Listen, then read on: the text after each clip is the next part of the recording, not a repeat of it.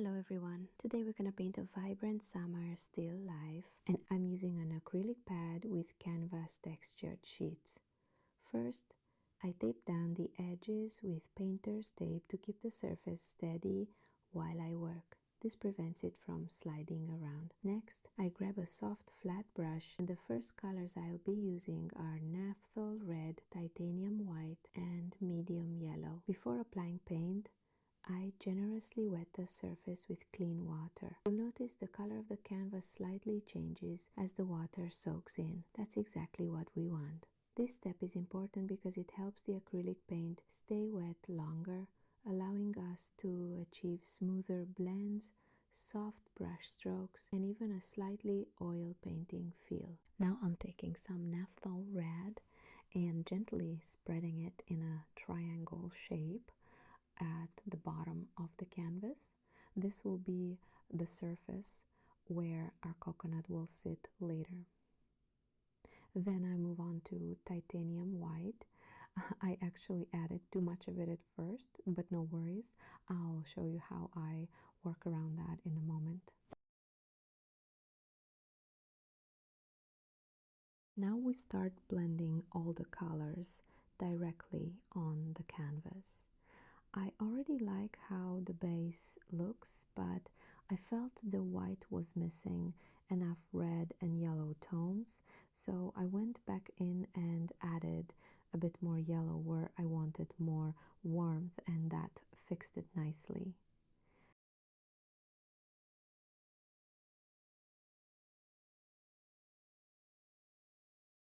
Any leftover paint, I just wiped it off higher up on the canvas. We'll use that area later too. Since we pre-wet the canvas well, everything stays wet and workable for longer, which really helps with blending. As you can see, I added a bit more Naphthol red again, and that's it. Don't overblend. Let those visible brush strokes shine through. They make your painting feel alive and textured, not flat or boring. Now we're moving to the top part of the canvas. I'm using primary green ink, then adding Prussian blue and medium yellow. The goal here is to create a cool shaded corner in the top section of the painting and a bright spot of a warm light here, just with bold brush strokes.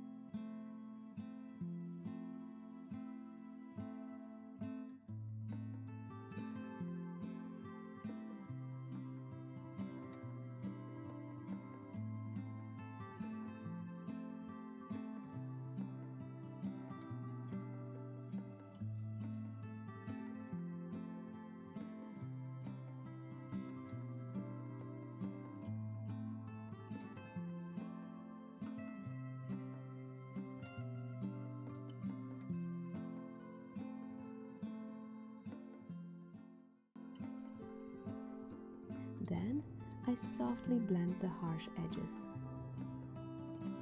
Next, I add a touch of soft pink to the background. Now we begin muting down the background colors, softening them so they recede visually.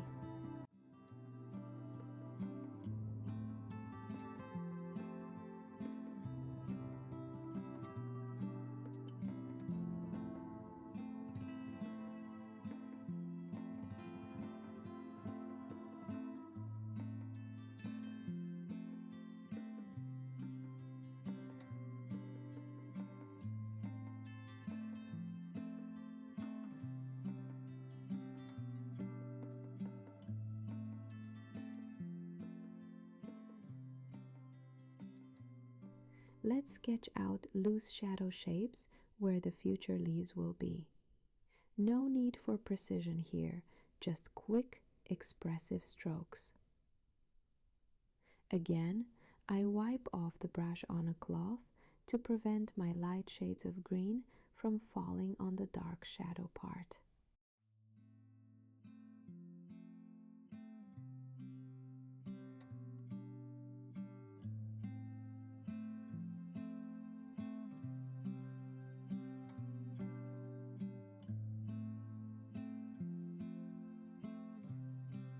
So now it's time to change the water and move on to painting the coconut itself.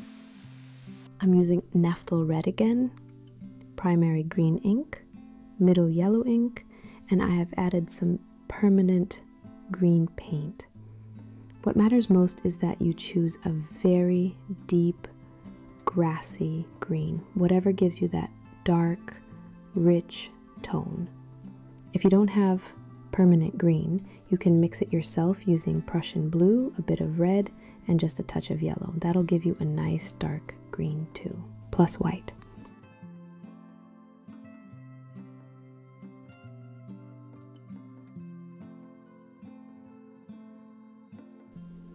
With bold brush strokes, I start roughly shaping the coconut.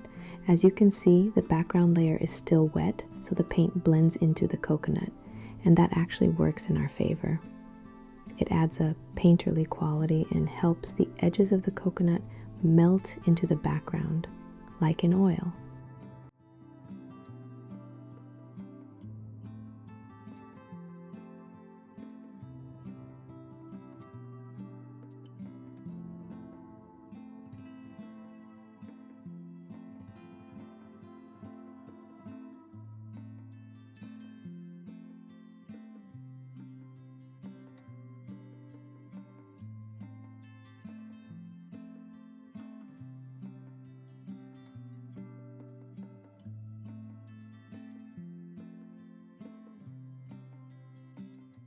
The goal here is to place a warm reddish tone at the bottom, which acts as a reflected light from the surface.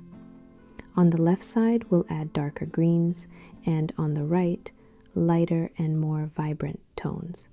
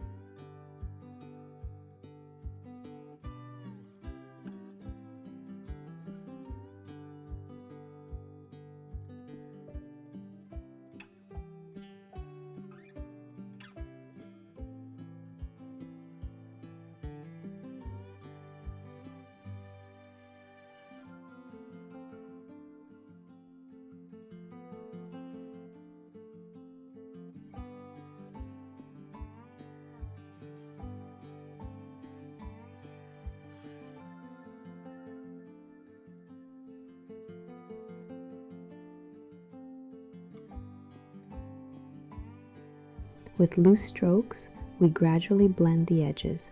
At this stage, we just need the basic shape of the coconut to come through.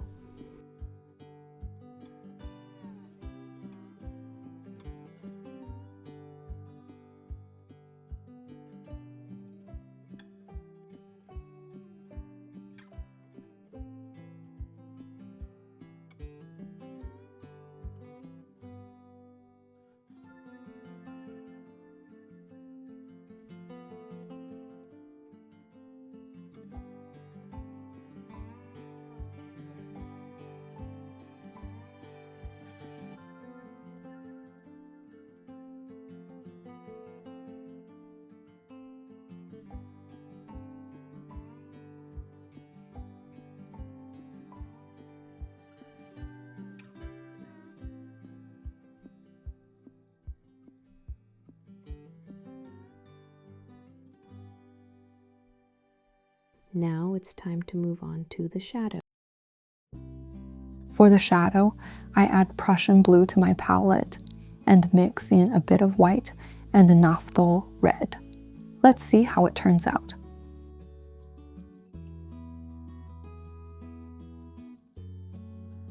I place the shadow directly beneath the coconut. As you can see, the background is still wet, and the colors start to blend, which is great. It makes the shadow look more natural and painterly. With rough brush strokes, I sketch in where the shadow will go. And that's it for now.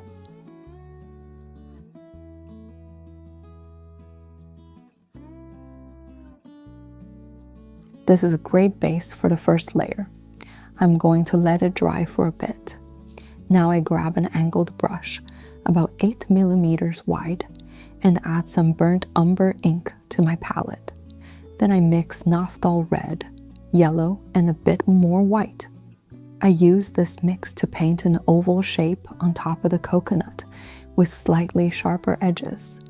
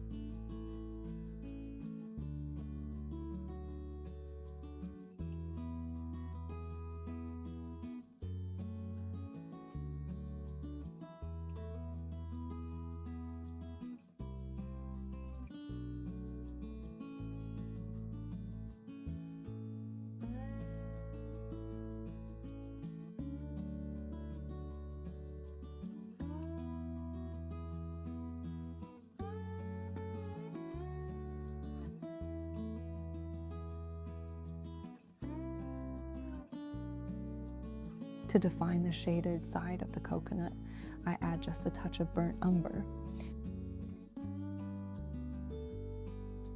2 or 3 brush strokes is enough to mark where the inner shadow will be. We'll come back to refine it once it's dry. Now I set the brush aside and switch to a fine round brush. While all our layers are drying, we can start outlining the cut edge of the coconut. I don't draw a perfect circle.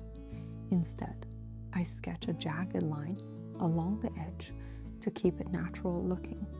For this, I use burnt umber and the Naphthol red.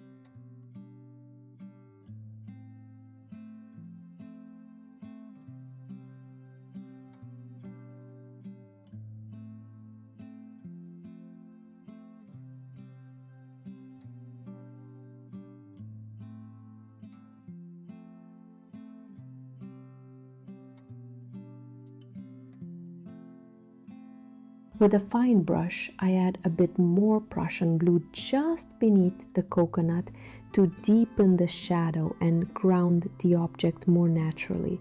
This helps create a stronger contrast and makes the coconut feel like it's really sitting on the surface.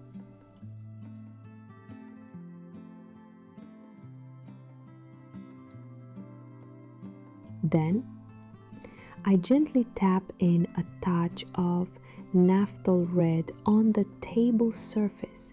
This adds a subtle warmth and reflection, giving the form a more three-dimensional sunlit look.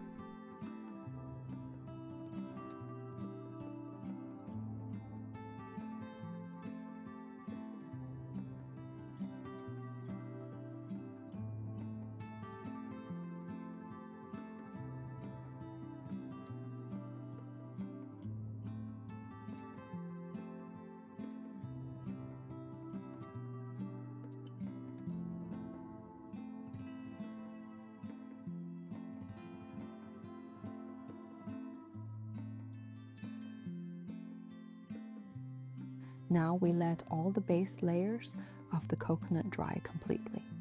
Let's move on to the foliage. I'm switching back to my angled brush and using the darkest greens I have, a mix of permanent green and a Prussian blue.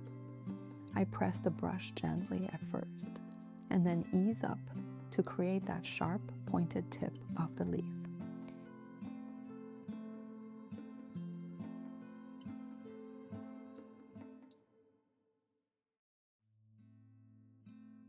You can also build the shape gradually, using a few layered strokes to add more thickness at the base, like I do for some of the other leaves. The key here is to make sure every leaf is slightly different. Just a little variation in shape or size will make the whole painting feel much more natural, but they should all be pointing in the same general direction, as if they're growing from the same stem.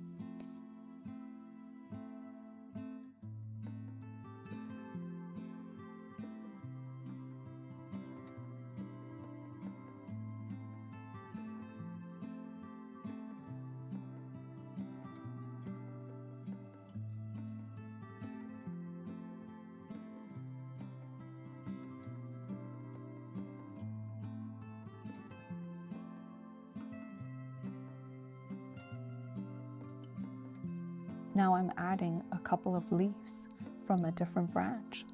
Their direction will shift just a bit to show variety. And that's it for the darkest part of our greenery.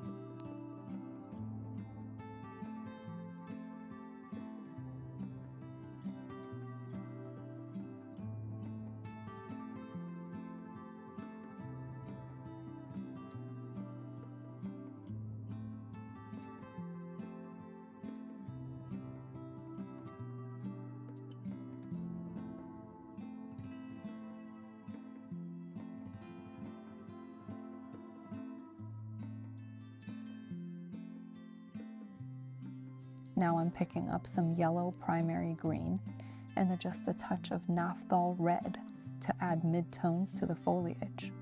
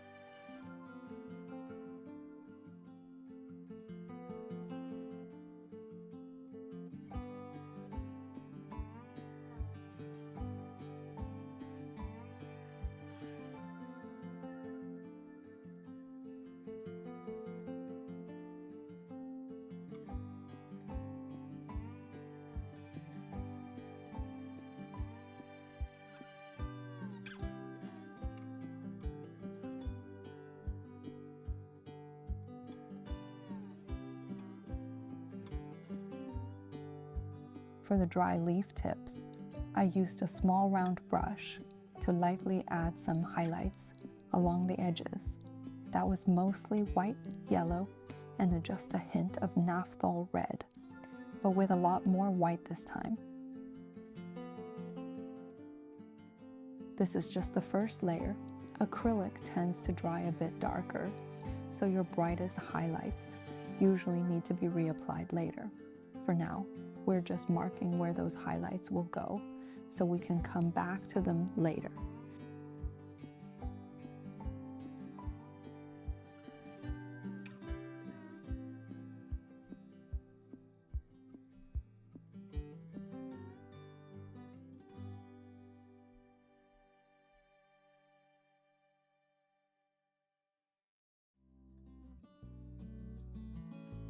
If you want more variation in your leaves, feel free to add a few dry or weathered patches. I personally love using a bit of burnt sienna for that. It doesn't change the overall look too much, but adds a nice subtle touch.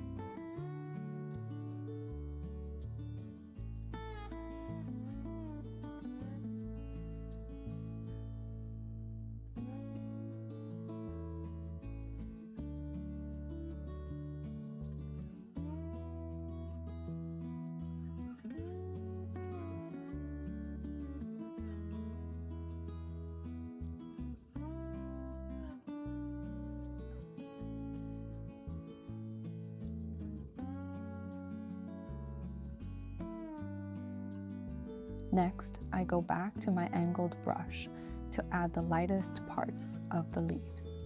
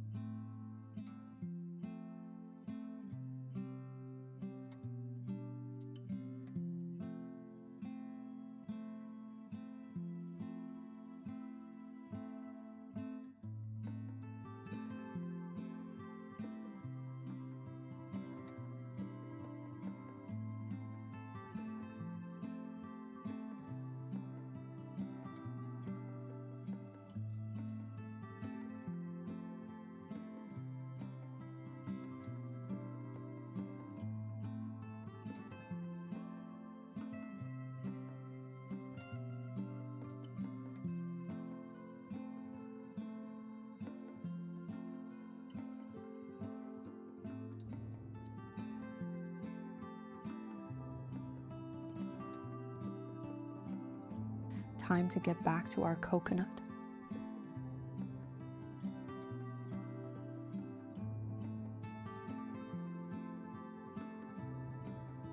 I'm simply blending the lighter parts of the coconut with some warmer tones and connecting them to the cooler, shaded areas. No need to overwork it, just use broad strokes and let the colors transition naturally into each other.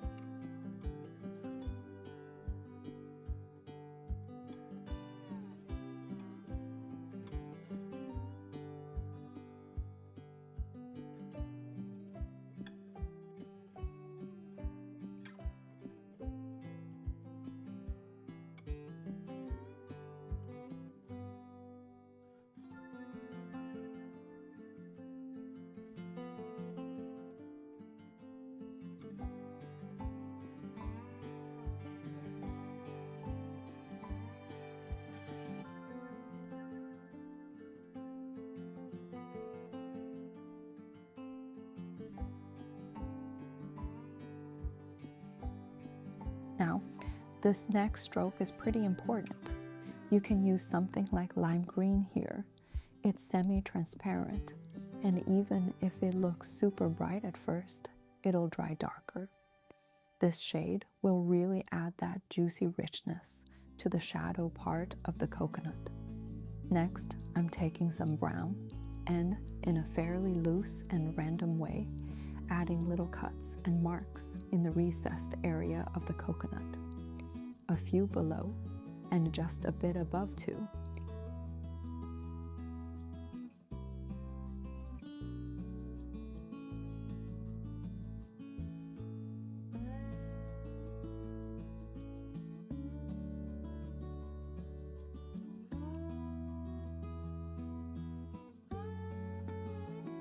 Now let's go back to our small round brush. We're mixing yellow, white, and a touch of naphthol red, but this time leaning more toward white to paint the light part of the coconut.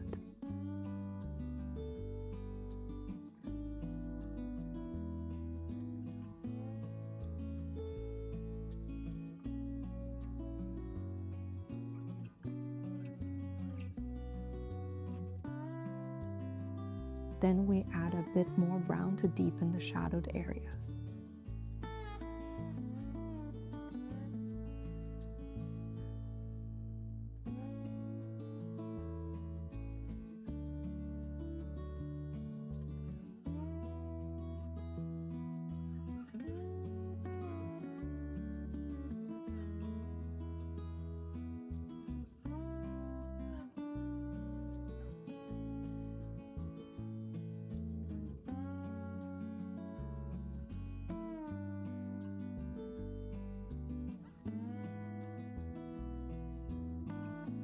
Use a clean brush to soften the edges so they're not too harsh.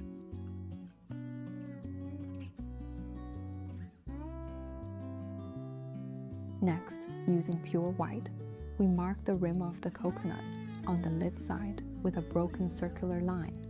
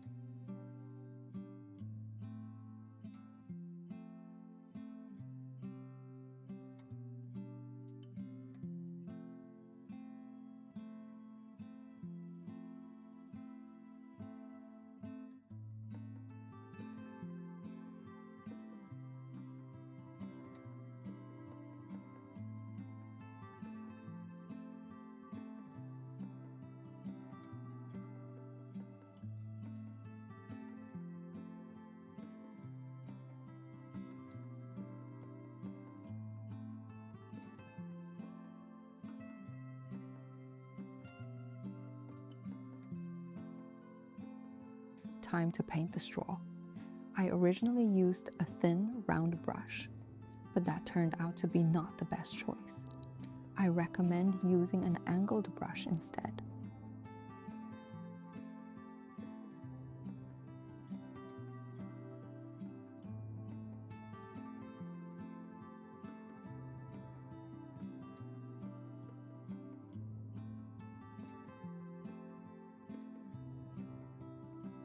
As you can see, my straw ended up too thick.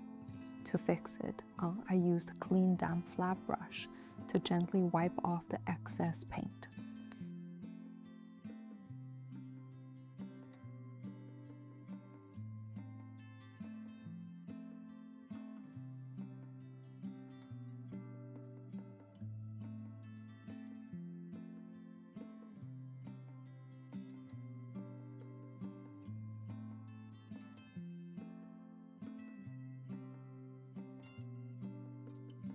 Then I touched up with the coconut behind the straw to bring back its shape. You see, anything can be fixed at any stage of your painting. Next, I added some soft, distant shadows from the leaves using naphthol red, a bit of brown, and a touch of yellow. Now we're coming back to the foliage to add the brightest highlights, I've added an extra color, lime green. But since most bright greens, including this one, are quite transparent, I always mix in some white. If you use lime green on its own, it looks bright at first, but once it dries, it tends to blend into the previous layer and loses its vibrancy. Mixing it with white really helps the color stay fresh and visible. Let's fill the coconut with coconut milk. For that, I'm using Prussian blue with just a touch of white. It's a translucent layer. After all, coconut milk is semi-transparent. We go over the cut edge of the coconut again, following the shape. Then on the lighter side, we add some crisp white highlights using pure white to bring out that fresh, milky shine. Let's add a shadow from our straw with a light touch of burnt sienna. We could easily call the painting finished at this point, but I wanted to add a final touch, something to give it a little extra charm, so I decided a tropical butterfly would feel perfectly at home here. I started with a base layer using cyan and white. Then I gently darkened the edges with a bit of Prussian blue.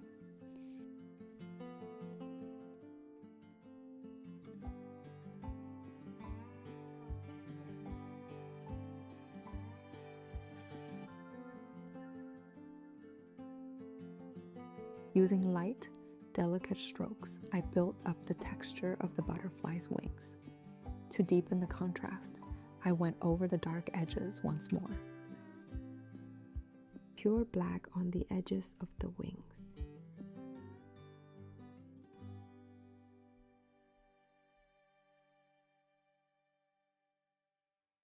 For the second wing, I went straight in with Prussian blue. Since we're seeing it from the back, it naturally appears much darker.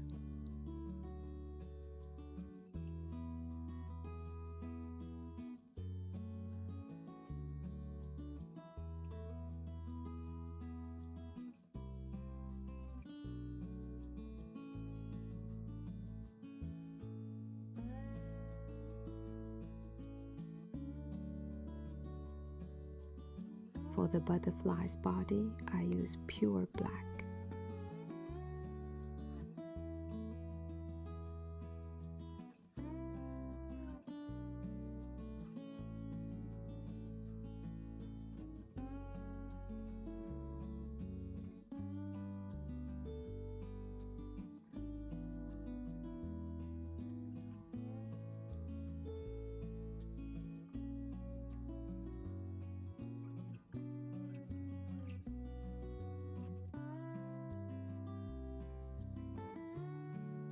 Then I added a few delicate dots on the wings with light touches of the brush.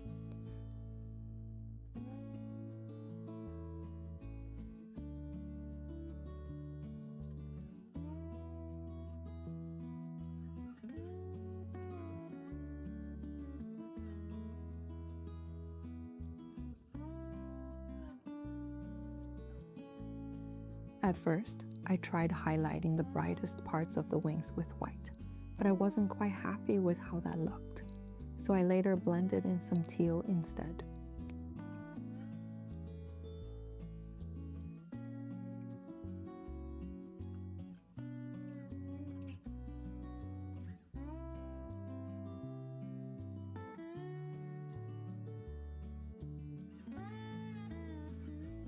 For the most iridescent areas of the wings, I used the lightest turquoise teal shade I had.